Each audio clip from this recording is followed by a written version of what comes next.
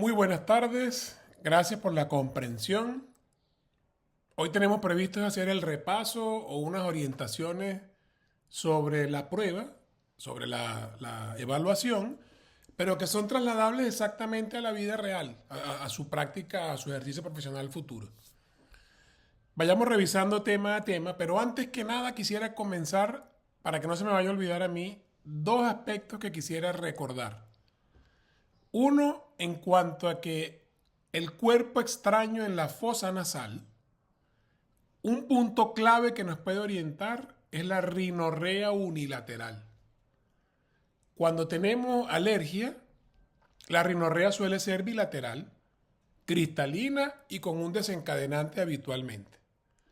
Cuando tenemos rinosinusitis, la rinorrea puede ser de una gran gama de posibilidades, desde cristalina hasta verdosa, hasta amarillenta, y dependiendo del tiempo de evolución, tomamos la decisión del uso del antibiótico. No es la coloración del moco en la nariz lo que nos determina la prescripción de antibióticos. Es el tiempo de evolución y el cuadro clínico, por supuesto. Porque un resfriado común o una rinosinusitis aguda viral, esto era parte del autoestudio, la rinosinusitis aguda viral, ese moco puede convertirse en un moco con color.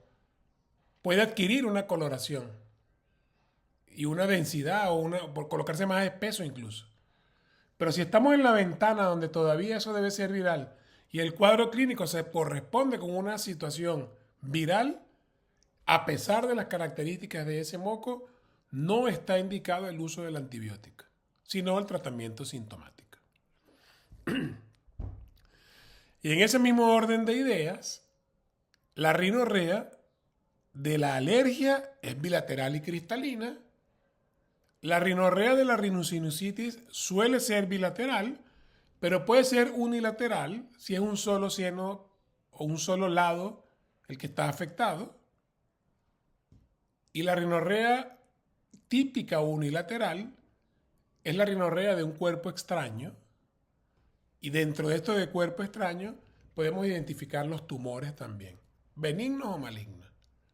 O sea, un paciente que tenga un tumor en la fosa nasal, es muy probable que tenga una respuesta inflamatoria, que se produzca más moco y tenga rinorrea, por supuesto, a predominio de ese lado. Un paciente que tenga un cuerpo extraño, hay una respuesta inflamatoria, se produce moco y esa rinorrea también será de ese lado. Es decir, la rinorrea unilateral nos orienta a pensar en tumores benignos o malignos y o en cuerpo extraño. Dependiendo de la historia que nos cuente el paciente, dependiendo de la anamnesis, de la edad y por supuesto del examen físico, determinaremos si se trata de uno u otro y actuaremos en consecuencia. Y el otro aspecto que les quería comentar es que en el ejercicio profesional es probable que la anamnesis o los datos iniciales nos planteemos nosotros dos hipótesis diagnósticas. Por ejemplo, volvemos con la nariz. Un paciente que tenga un cuadro que consulta por rinorrea y nosotros pensamos que por lo que describe el paciente puede ser una rinitis alérgica, pero además tenemos sospecha de que podría ser una rinosinusitis, porque los pacientes con rinitis alérgica también les da rinosinusitis. Entonces uno puede tener hipótesis diagnóstica. Y cuando se levanta de la silla y explora al paciente, conjuga y analiza todo el complejo sintomático, más los hallazgos al examen físico, tiene la conclusión diagnóstica y coloca el plan y el tratamiento. En el examen van a haber preguntas en las cuales las alternativas va a ser cuáles son las posibilidades diagnósticas iniciales. Por ejemplo, un caso de un paciente con historia de rinitis alérgica que consulta por una rinosinusitis. El cuadro clínico va a decir, parece una rinitis alérgica, pero también tiene algo agudo recién, pero no puede ser una rinosinusitis de tanto tiempo. Además, el moco me decía que era cristalino la semana pasada, ahora tiene otra característica. Entonces uno allí hay preguntas en donde va a haber dos opciones. Mismo ejemplo sirve con el vértigo. Un paciente que tenga historia de cefalea y tenga síntomas similares a una enfermedad de Meniere, ¿qué podría pensar uno? Bueno, por las características no podría pensar en un vértigo paroxístico posicional benigno, porque dura segundos, hay un desencadenante específico, pero el cuadro clínico del Meniere y la migraña se parecen. Entonces, cuando uno se levanta y con los datos que pueda tener en un momento determinado en la anamnesis, puede tener dos hipótesis diagnósticas. ¿Será Meniere o será migraña? Pero tampoco se confunde un BPPV con una neuritis vestibular. No hay ninguna posibilidad porque no se parecen. Entonces, para los cuadros de vértigo, identificar y recordar la tabla que construyeron. Para los cuadros de otitis media, aguda, con efusión, otitis media, otitis externa, el cuadro que ustedes elaboraron es maravilloso y ahí están los puntos clave. Esas dos cosas quería mencionarles. ¿La rinorrea unilateral es un cuerpo extraño o es un tumor? ¿La rinorrea unilateral es un cuerpo extraño o es un tumor? ¿O un cuadro clínico de rinosinusitis unilateral? Por una extracción dentaria, bueno, por el cuadro clínico se determinará. Y la otra es que van a aparecer preguntas en donde van a tener una alternativa con dos posibles diagnósticos. Eso nos favorece a construir el razonamiento clínico. Dicho esto, vamos por tema. En cuanto a patología inflamatoria e infecciosa del oído, otitis media aguda, aspectos claves, el dolor y al examen físico del abombamiento de la membrana timpánica y la parte roja, sobre todo de la parte flácida. Otitis media con efusión, en contraste, no tiene dolor y solamente hay un síntoma que es hipoacusia. La exploración con los diapasones pues será en la hipoacusia conductiva, el Weber lateralizado hacia el lado enfermo y en la hipoacusia neurosensorial, el Weber lateralizado hacia el lado sano.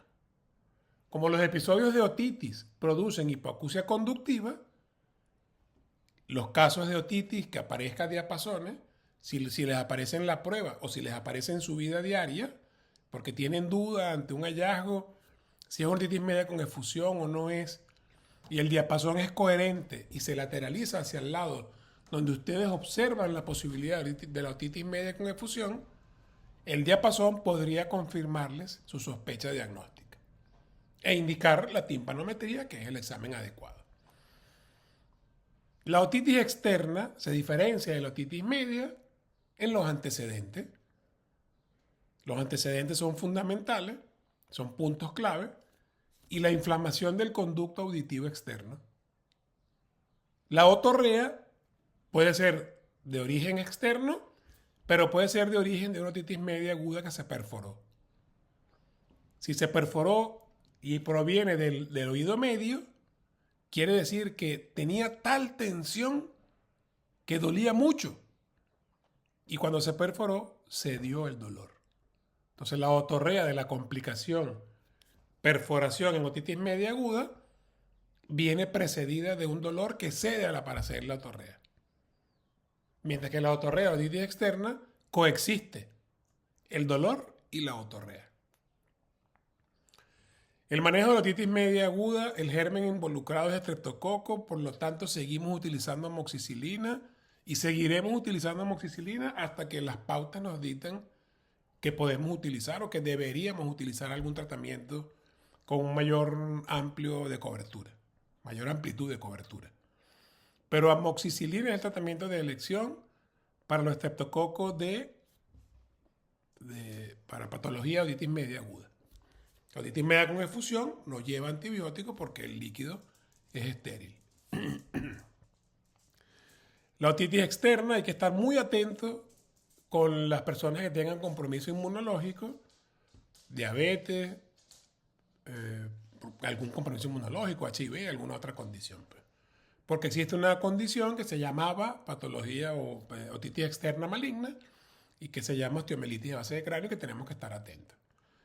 Y en cualquier caso, la otorrea que predomina en la otitis externa aguda, bacteriana difusa, requiere ser aspirada. Por lo tanto, siempre tendrá que ser derivada, porque el médico de atención primaria no dispone del instrumental, la habilidad y los recursos necesarios para realizar la aspiración. Y se puede acompañar de gotas tópicas, siempre cuidando de no utilizar gotas ototóxicas, y por eso utilizamos ciprofloxacina con o sin corticoides que viene en una preparación comercial.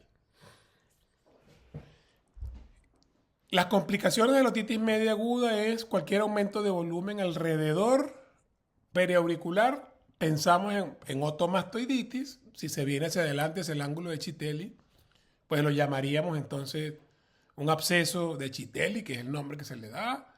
Pero cualquier aumento de volumen, incluso tan bajo aquí por el esternocleidomastoideo, que se llama BESOL, tenemos que estar atentos y buscar, sobre todo en niños, que no se trate de una complicación de una otitis media aguda. Ya comentamos de la perforación timpánica, la parálisis facial puede eventualmente ser una complicación de otitis media aguda, y hay complicaciones intracraneales que por lo aparatoso del cuadro clínico, pues vamos a precisar y a determinar y a actuar primariamente sobre esas manifestaciones neurológicas. Los traumatismos en el pabellón auricular se limitan a, si está abierto y expuesto el cartílago, a que lo cubramos con la piel para evitar que quede expuesto y se necrose, y a drenaje oportuno, ojalá inmediato, de los otohematomas que comprimen y comprometen la irrigación del cartílago, también con riesgo de que se necrose. El otro segmento del oído es la parte auditiva. Fundamental reconocer pacientes con sospecha de sordera súbita, identificar la audiometría y el cuadro clínico potencial de una sordera súbita, recordar con claridad los criterios para derivación del auge, identificar en una audiometría los tipos de hipoacusia, conductiva, neurosensorial o mixta, y poder saber si tiene criterio de derivación o no, bien por una hipoacusia súbita, por sospecha de hipoacusia súbita, bien para activar el auge. Los diapasones ya los comenté, hay que recordarlos, cómo se comporta el Weber en la hipoacusia neurosensorial y en la conductiva, y cómo se comporta el Riné en la hipoacusia conductiva y en la hipoacusia neurosensorial. En la hipoacusia neurosensorial, el Weber se mantiene, en la hipoacusia neurosensorial, el Riné se mantiene como en la audición normal, es decir, conserva mejor la audición por vía aérea que por vía ósea. Mientras que en la hipoacusia conductiva es a la inversa.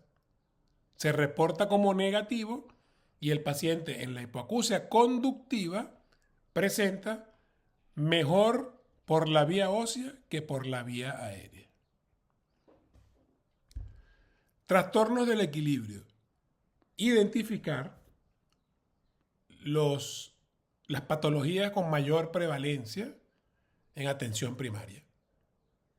Migraña, vértigo paroxístico posicional benigno, enfermedad de Meniere, neuritis vestibular, saber identificar si se trata de un síndrome vestibular agudo, saber identificar o sospechar si puede ser un ACV o efectivamente es una patología periférica, y para eso, no con motivo del examen, para su formación, revisen el HINT y hagan esfuerzos por capacitarse en el HINT para esto. Fundamentalmente eso en el oído, porque la parálisis facial es del séptimo par y también transcurre por el conducto auditivo interno.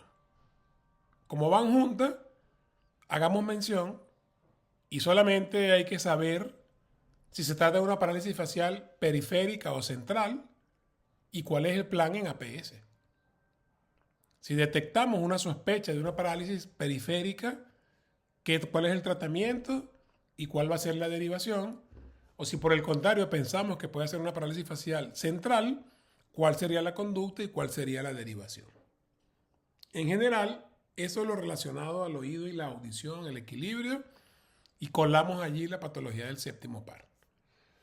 Quizás recordar las vesículas en el síndrome de Ramsay-Hunt, que es parálisis facial derivada asociada al herpes virus, y que habíamos comentado que podíamos detectarla una vez presentada la parálisis facial por los antecedentes, si hay necesidad de indicar el antiviral o al revés, que el paciente consulte por mucho dolor urente y observamos vesícula y eso nos haga sospechar que podría tratarse de un herpes virus y actuemos nosotros precozmente, indicando el antiviral y probablemente el esteroide u observación directa. La nariz se enferma de rinitis alérgica con una alta prevalencia y la clasificación ARIA, que es la rinitis alérgica y su impacto en el asma, es clara y es muy útil y está diseñada específicamente para médicos de atención primaria. Por lo tanto, conocer y aplicar los conceptos de ARIA es indispensable. ¿Cuál es lo primero? Identificar si efectivamente se trata de una rinitis alérgica a través de los síntomas cardinales y ojalá identificar un desencadenante. Síntomas cardinales: obstrucción, prurito, rinorrea y me falta uno. Y preguntarle al paciente si hay algún desencadenante de esos síntomas. Una vez que tengamos la sospecha de que se trata de una rinitis alérgica, clasificarla. Si es persistente o es intermitente. Y eso va a venir determinado por la frecuencia de los síntomas semanalmente, durante el último mes por lo menos, durante las últimas 4 semanas, cuántas veces ha tenido afectación o los síntomas mencionados. ¿Más de 4 días o menos de 4 días en promedio? Y de allí sacamos si es intermitente o persistente. También nos sirve un periodo más prolongado como el año, o los meses del año. Antes se llamaba alergia estacional, hoy no se usa ese término, pero hay pacientes que identifican francamente que durante la primavera comienzan los síntomas. Eso nos hace pensar de que se llama intermitente, que se trata de una alergia intermitente. Y el otro aspecto a considerar para la clasificación según ARIA es la severidad, que va a depender del impacto que produce en la calidad de vida del paciente. Calidad de sueño, calidad de rendimiento escolar, calidad de la posibilidad de tener espacios de recreación, de ejercicio. Y si esto le está afectando, pues será mayor o menor severa dependiendo de la magnitud. Tratamiento de la rinitis alérgica. Lo que tenemos a mano en atención primaria: antihistamínicos, corticoides intranasales. Para el diagnóstico, solo la herramienta clínica. Para el tratamiento, antihistamínicos, corticoides intranasales. Si el paciente con eso, dependiendo de si es intermitente o no, y dependiendo del impacto, ustedes decidirán si colocan uno, otro o ambos. Pero si el paciente con eso no se logra controlar los síntomas, hay que derivarlo al especialista. Por lo tanto, eso es un criterio de derivación. ¿Cuál es el diagnóstico diferencial? La rinosinusitis. Y la rinosinusitis puede ser viral o puede ser bacteriana. Y las características están determinadas en la guía EPOS en cuanto al tiempo de evolución. La rinosinusitis aguda viral es el resfriado común. Tiene un comportamiento que los síntomas se presentan durante 5 días, pero al 5.º día comienzan a mejorar, comienzan a decrecer. Si luego de esos 5 días decrecen y el paciente mejora, efectivamente es una rinosinusitis viral aguda, tratamiento sintomático es suficiente y observación y seguimiento. Si pasados esos 5 días los síntomas que habían mejorado tienen un repunte al día 7º, al día 10, sospechamos que pudiera ser una complicación bacteriana. Si después de 10 días de mejora aparecen síntomas, entonces pensamos en una posviral. Revisen ustedes estos términos que les puede ser útil en su práctica diaria para precisar la necesidad o no del uso de antibióticos. No solamente el criterio del tiempo, hay que considerar algunos otros factores. Complicación equivalente a la otomastoiditis que habíamos visto en otitis media aguda, la celulitis periorbitaria. Ambas requieren derivación inmediata. Ambas requieren atención por el especialista. Y ambas requieren abordaje quirúrgico. Por lo tanto, la derivación debe ser inmediata. En la nariz nos queda lo que les comentaba del cuerpo extraño para pensarlo, los tumores, que suelen ser unilaterales, aunque la poliposis puede ser bilateral. En el segmento de semiología vimos algunos pólipos que son de ese aspecto gelatinoso que pudieran eventualmente ser bilaterales, pero el hallazgo en sí mismo es un criterio de derivación. Pero quería hacer énfasis en la rinorrea unilateral para que cuando les llegue un paciente con rinorrea unilateral sospechen cuerpo extraño y tumor. Traumatismo nasal.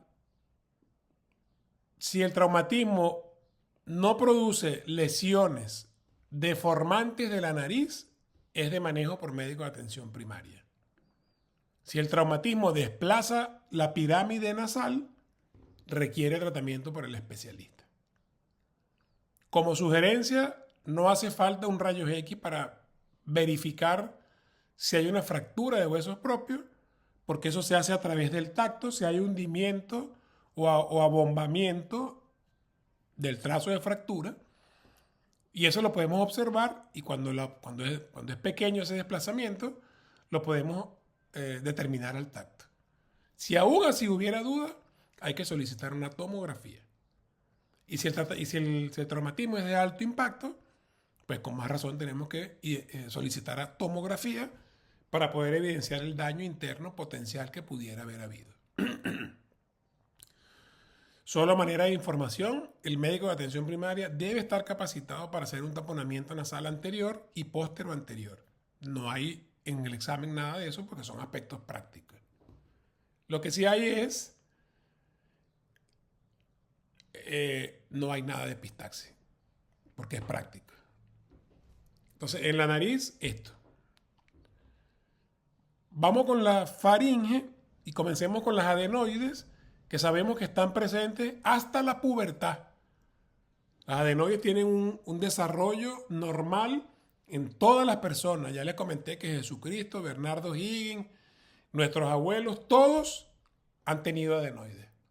Solo que si la adenoide se convierte en un problema, obstruye la respiración o compromete la trompa de Eustaquio y produce riesgo de otitis media aguda recurrente u otitis media con efusión, eventualmente se toma la decisión quirúrgica.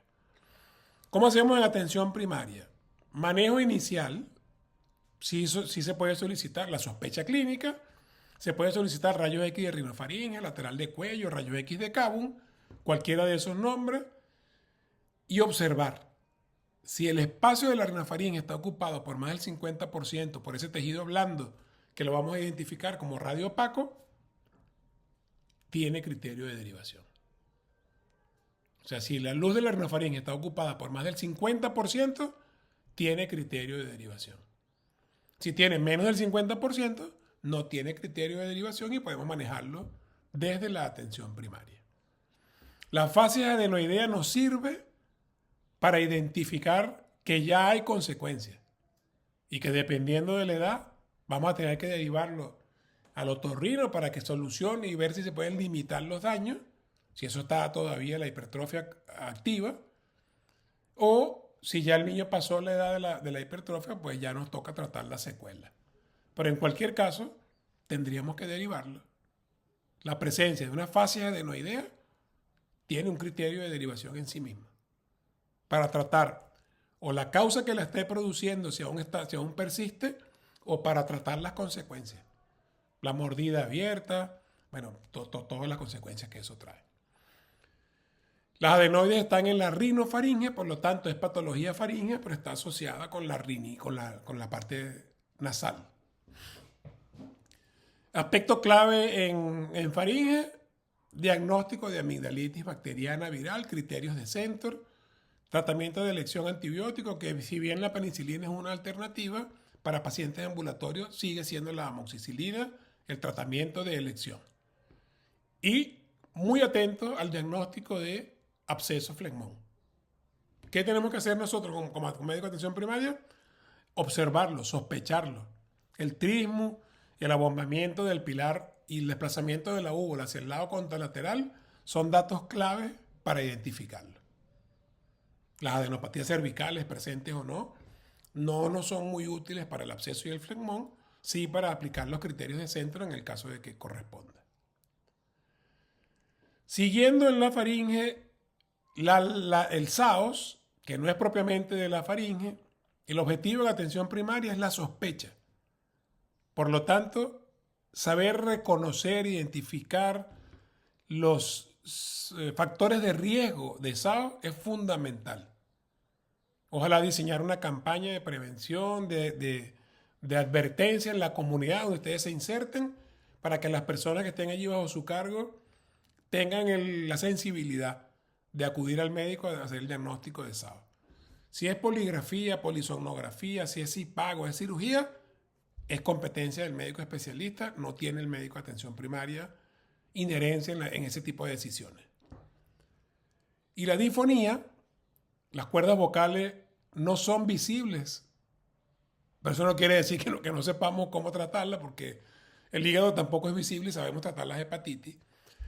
Pero los marcadores de la hepatitis, para seguir con el ejemplo, en la laringe va a ser la disfonía. Entonces la disfonía va a ser nuestro faro para poder ver la laringe, entre comillas. Si la disfonía persiste por más de 15 días, tiene un criterio de derivación absoluto para el médico especialista. Porque bien sea una patología benigna, bien sea una patología maligna, requiere atención por especialista. Hay que verlo. Y en atención primaria no hay posibilidad de verlo. En resumen, yo creo que eso es. Esto hay que profundizarlo, por supuesto, ir a los apuntes. Las clases pueden ser útiles y buscar aspectos puntuales en el libro que estamos utilizando de referencia. No hace falta ir más allá ni buscar enciclopedias maravillosas con mucho volumen, con mucha información académica. Al contrario, focalicemos la atención en datos clave. Datos claves para hacer el diagnóstico diferencial, el tratamiento, tener el criterio del tratamiento, no hace falta dosis. Las dosis las podemos obtener fácilmente si las olvidamos, y poco a poco con el uso diario lo vamos a recordar fácilmente. Y el plan terapéutico, y fundamental tener claros los criterios de derivación. Yo creo que esta visión general puede ser útil y quedo abierto por el correo, por el WhatsApp para cualquier consulta hasta el jueves o viernes, porque el sábado ya es la prueba. Y a partir del sábado, pues con mucho gusto en cualquier momento en su práctica diaria, que tengan alguna duda, con mucho gusto. Un fuerte abrazo, muchas gracias a Alonso, que nos ha servido de intermediario para comunicar todas estas cosas. Les deseo el mayor de los éxitos y reitero la oferta de estar atento para cualquier consulta. Y la invitación para que si alguno de sus compañeros ha pensado en abandonar porque no ha acudido a las clases, puede guiarse por este mini resumen e ir directamente a buscar los datos clave de lo que estamos diciendo. Un fuerte abrazo. Nos vemos el sábado a las 11 en la sala 311. Saludos.